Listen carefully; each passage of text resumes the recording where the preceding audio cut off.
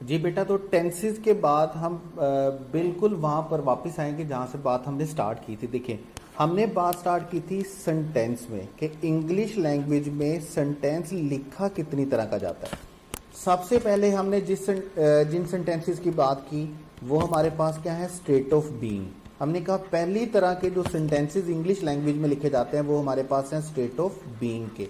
उसके बाद second sentences जो लिखे जाते हैं इंग्लिश लैंग्वेज में वो किस पे लिखे जाते हैं, टेंसेस पे लिखे जाते हैं। मतलब अगर मैं दूसरी आम जुबान में आम लफ्जों में बात करूं तो मैं कुछ यूं बोलूंगा कि पहली तरह के सेंटेंस जिनको इंग्लिश में ट्रांसलेट किया जाता है वो सेंटेंस होते हैं जिनमें कोई एक्शन टेक प्लेस नहीं हो रहा होता। हम चीजों को डिस्क्राइब कर रहे होते हैं, हम चीजों को नरेट कर रहे होते हैं। जब हम चीजों को डिस्क्राइब कर रहे होते हैं, कोई एक्शन टेक प्लेस नहीं हो रहा होता, तो उसके लिए हम क्या यूज करते हैं, स्टेट ऑफ बीइंग। उसके बाद टेंस में हमारे पास दो चीजें मर्ज होती हैं। एक हमारे पास क्या मर्ज होता है, टाइम, और दूसरा हमारे पास क्या होता है, एक्शन। हम किसी स्पेसिफिक टाइम में, पर्टिकुलर टाइम में एक्शन की बात करते हैं, और उसके बाद साथ हम किसकी बात करते हैं, वॉइस की बात करते हैं कि हमें एक्टिव वॉइस का सेंटेंस लिखना है, जस्टिफाई करना है, या पैसिव स्ट्रक्चर का। उसके साथ जो हम बात करते हैं जो पेपर पॉइंट ऑफ व्यू से है, जो एमडी कैट के पेपर पॉइंट ऑफ व्यू से है कि हमें टेंस में से दो चीजें जस्टिफाई करनी है। हमने कोई सेंटेंस अपनी तरफ से लिखना नहीं है, हमें क्रिएटिव राइटिंग नहीं करनी है, हमें कोई ट्रांसलेशन नहीं करनी है इंग्लिश टू उर्दू और उर्दू टू इंग्लिश। हमें जस्ट ये जस्टिफाई करना है कि जो सेंटेंस लिखा हुआ है उसका हेल्पिंग वर्ब और वर्ब ग्रामेटिकली करेक्ट है या नहीं है।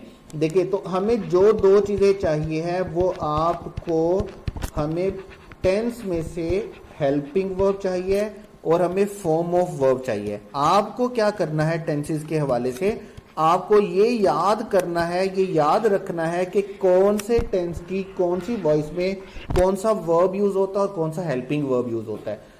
और इसके बाद हम तीसरे सेंटेंसेस की बात करते हैं जो इंग्लिश में लिखे जाते हैं। वो हमारे पास कौन से हैं, मॉडल एक्सिलरी।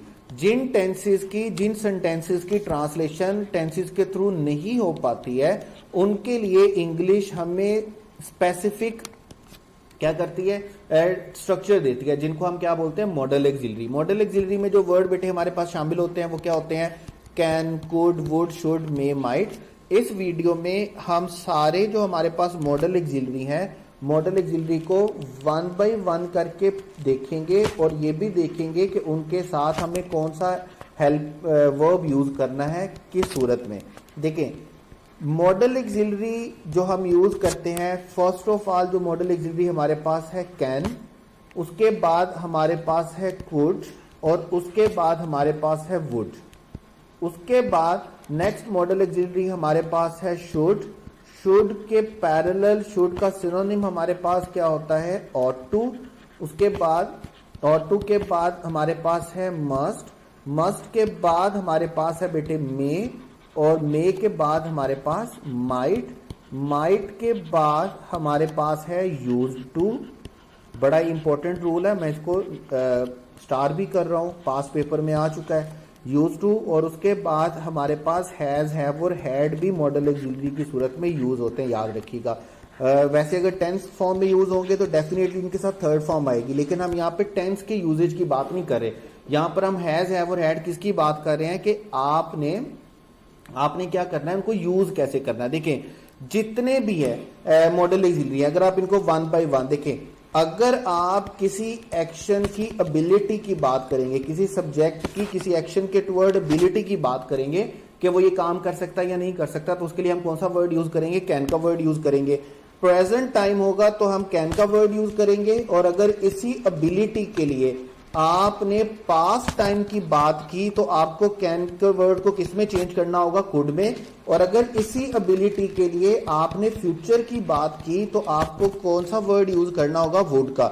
लाइक अगर मैं सेंटेंस बोलता हूं he can drive a car, तो पास्ट में बोलने के लिए मुझे क्या लिखना होगा, he could drive a car. Future के लिए he would drive a car. अगर कोई सजेशन है, कोई रेकमेंडेशन है, तो उसके लिए हम दो वर्ड यूज कर सकते हैं। एक वर्ड हमारे पास कौन सा होता है, शुड का, और एक वर्ड बेटे हमारे पास कौन सा होता है, रेकमेंडेशन है या सजेशन है, उसके लिए हम कौन सा वर्ड यूज करेंगे, शुड का। और दूसरा वर्ड जो हम इसके लिए यूज कर सकते हैं वो कौन सा, ऑट टू। दोनों सेम वर्ड होते हैं। और अगर हम किसी रिलीजियस ऑब्लिगेशन या हम किसी भी एथिकल सोशल ऑब्लिगेशन की बात करेंगे जहां पर चीजें जरूरी हो जाती हैं, लाजमी हो जाती हैं, या आप इसको बोलें कि अगर किसी रेकमेंडेशन पे स्ट्रेस होगा, किसी रेकमेंडेशन पे एम्फोसिस होगा, अगर हमने ऐसा करना है तो हम उसके लिए शुड और ऑट टू की बजाय कौन सा वर्ड यूज करेंगे? मस्ट का वर्ड यूज करेंगे। उसके बाद अगर हम किसी के लिए कोई प्रे करेंगे, अगर हम किसी को कोई कर्स करेंगे, ठीक है, या अगर हम किसी से परमिशन लेंगे तो हम उसके लिए कौन सा वर्ड यूज करेंगे? मे का। और अगर आप यही तीनों चीजें प्रे, कर्स और परमिशन पास्ट टाइम के लिए करते हैं तो आप उसके लिए कौन सा वर्ड यूज करते हैं? माइट का। माइट जो है वो पास्ट फॉर्म होती है किसकी? मे की। बिल्कुल इसी तरह जिस तरह कुड पास्ट फॉर्म होती है किसकी? कैन की। उसके बाद ऐसी आदत जो ऐसा एक्शन जो हमारी आदत थी लेकिन बाद में उसको छोड़ दिया गया, अबंडेंट हैबिट के लिए हम कौन सा वर्ड यूज करते हैं? Use to. यूज टू के 3 स्ट्रक्चर है बड़े इंपॉर्टेंट, वो हमने देखने हैं, पास्ट पेपर में भी आ चुका है, स्ट्रक्चर 1, स्ट्रक्चर 2 और स्ट्रक्चर 3। उसके बाद हैज, हैव और हैड, जो काम कंपल्शन करना पड़ता है, फोर्सफुली करना पड़ता है, उसके लिए बेटे हम कौन सा वर्ड यूज करेंगे? हैज, हैव और हैड का। इसके भी 2 स्ट्रक्चर हैं, स्ट्रक्चर 1 और स्ट्रक्चर 2, ये भी हमने बड़े अच्छे से देखने हैं। यूज टू और हैज, हैव, हैड को छोड़ के देखिए, ये जो चीजें मैंने लिखी है सारी, इनको मैं अगर 1 मिनट के लिए क्रॉस कर दूं,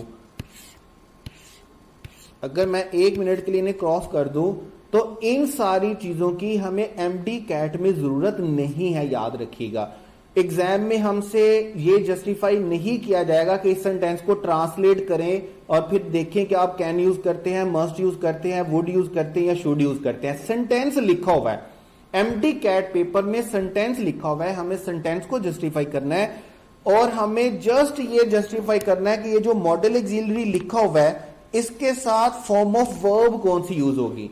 यहां पर भी आपने याद रखना है, टेंसेस के बाद मॉडल ऑक्सिलरी में भी बेटे आपने याद रखना है इसी तरह 2 वॉइसेस होती हैं जिस तरह टेंसेस में होती हैं। मॉडल ऑक्सिलरी की सूरत में भी आपका सेंटेंस या तो एक्टिव होगा या आपका सेंटेंस क्या होगा? पैसिव होगा, ठीक है, या आपका सेंटेंस क्या होगा? एक्टिव होगा या आपका सेंटेंस क्या होगा? पैसिव होगा। लाइक मैं बोलता हूं he can recite the holy Quran, और दूसरा सेंटेंस में बोलता हूं the holy Quran can be recited, ठीक है। We should respect our parents, parents should be respected, we must offer our prayers, prayers must be offered. अगर आप model auxiliary लिख रहे हैं तो मॉडल ऑक्सिलरी में भी आपको 2 वॉइसेस ही मिलती हैं, या तो आप सेंटेंस लिखेंगे एक्टिव वॉइस में या आप सेंटेंस लिखेंगे पैसिव वॉइस में। अब यहां पे ट्विस्ट ये आपके पास कि इंतहाई आसान है मॉडल ऑक्सिलरी, इन चीजों की हमें जरूरत नहीं है, हमने कोई स्ट्रक्चर नहीं बनाना, हमने कोई सेंटेंस ट्रांसलेट नहीं करना है, ठीक है। हमें सिर्फ ये देखना है कि अगर हमारा सेंटेंस एक्टिव वॉइस है तो सब मॉडल ऑक्सिलरी के साथ वर्ब की कौन सी फॉर्म यूज होगी? First form. और अगर हमारा सेंटेंस मॉडल ऑक्सिलरी में पैसिव वॉइस है तो मॉडल ऑक्सिलरी के साथ हम बी का एडिशन करेंगे और बी का एडिशन करने के साथ वर्ब की कौन सी फॉर्म यूज होगी? Third form. मतलब ये हुआ कि आपके पेपर में, आपके क्वेश्चन में जहां कहीं पर भी मॉडल ऑक्सिलरी लिखा हो, इंतहाई आसान है, जहां कहीं पर भी मॉडल ऑक्सिलरी लिखा हो तो आपने ये जस्टिफाई करना है, आपने क्या करना है? आपने ये डिसाइड करना है, ये जस्टिफाई करना है कि आपका जो सेंटेंस है वो एक्टिव वॉइस है या पैसिव वॉइस है। 2 ऑप्शन आपके पास होंगी मॉडल ऑक्सिलरी की सूरत में, या तो आपका सेंटेंस बेटे क्या होगा? एक्टिव वॉइस होगा। इसमें मैं use to, has, have, had को शामिल नहीं कर रहा, इसमें मैं बात कर रहा हूं माइट की, मे की, मस्ट की, ought to, should, would, could और कैन की। इन सारे मामलात में, इन सारे वर्ड की सूरत में, मॉडल ऑक्सिलरी की सूरत में आपको ये आइडेंटिफाई करना है, जस्टिफाई करना है कि आपका सेंटेंस एक्टिव वॉइस है या आपका सेंटेंस पैसिव वॉइस है। अगर आपका सेंटेंस एक्टिव वॉइस है तो सब मॉडल ऑक्सिलरी वर्ड के साथ, मतलब can, could, would, should, may, might के साथ आपको वर्ब की कौन सी फॉर्म यूज करनी है? First form. और अगर आपका सेंटेंस पैसिव वॉइस है तो आपको 2 एडिशन करने हैं, एक तो आप थर्ड फॉर्म यूज करेंगे, क्योंकि पैसिव वॉइस के लिए form of verb he third होती है। और दूसरा, आपने मॉडल ऑक्सिलरी के साथ किस वर्ड का एडिशन करना बेटे? बी का। तो जो दो स्ट्रक्चर आपने अपने जहन में रखने हैं मॉडल ऑक्सिलरी के बारे में, वो याद रखेंगे। Modal auxiliary can, could, would, should, may, might, ought to, इन सब के साथ अगर आपका सेंटेंस एक्टिव वॉइस है तो आपकी फर्स्ट फॉर्म यूज होगी, और अगर आपका सेंटेंस पैसिव वॉइस है तो थर्ड फॉर्म यूज होगी। और थर्ड फॉर्म के साथ आपने किस वर्ड का एडिशन करना है बेटे? बी का एडिशन करना है। मॉडल ऑक्सिलरी के लिए आपको कुछ ज्यादा रटने की, लिखने की, समझने की, पढ़ने की जरूरत नहीं है। जहां पर सेंटेंस कैन आए, सेंटेंस में कैन आए, कुड आए, वुड आए, शुड आए, ऑट टू आए, मस्ट आए, मे आए और माइट आए, अगर ये एक्टिवली लिखे हुए हैं, अगर आपका सेंटेंस एक्टिव है तो वर्ब की कौन सी फॉर्म होनी चाहिए? First form. और अगर इन सब को पैसिव सेंटेंस में यूज किया हुआ है, आपका सेंटेंस पैसिव है, तो इन सब के साथ बी का वर्ड आएगा और थर्ड फॉर्म आएगा। बाकी सारी बातें छोड़ के, इन बातों का एंट्री टेस्ट के साथ कोई ताल्लुक नहीं है। ये इंप्रेस करने के लिए तो पढ़ाई जा सकती हैं, टाइम जाया करने के लिए तो पढ़ाई जा सकती हैं, लेकिन एंट्री टेस्ट की प्रेपरेशन के साथ इसका कोई भी दूर दूर तक ताल्लुक नहीं है, याद रखिएगा।